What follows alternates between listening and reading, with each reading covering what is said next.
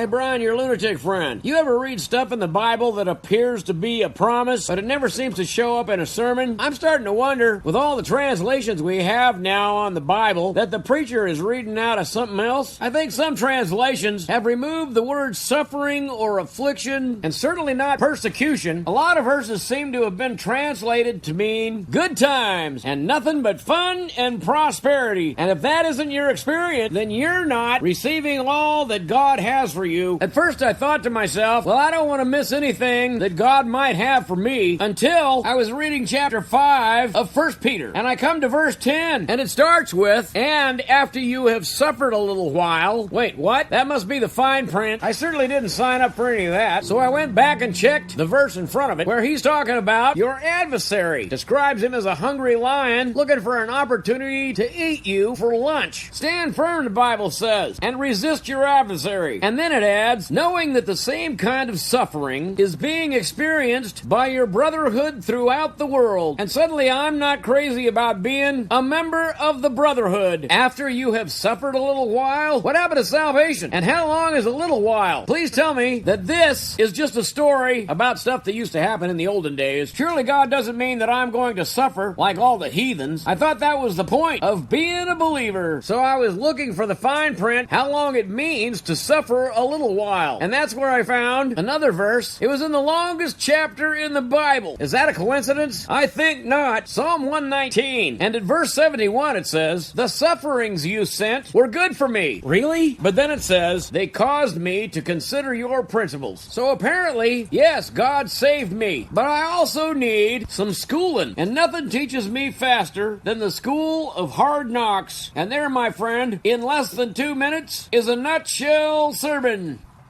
I hope you're finding some relief in counting it all joy, knowing that the rest of the brotherhood are suffering as well. If I've made you smile while you're suffering, feel free to contribute something to nutshellsermons.com, because I can guarantee you pain meds are going to be a lot more expensive.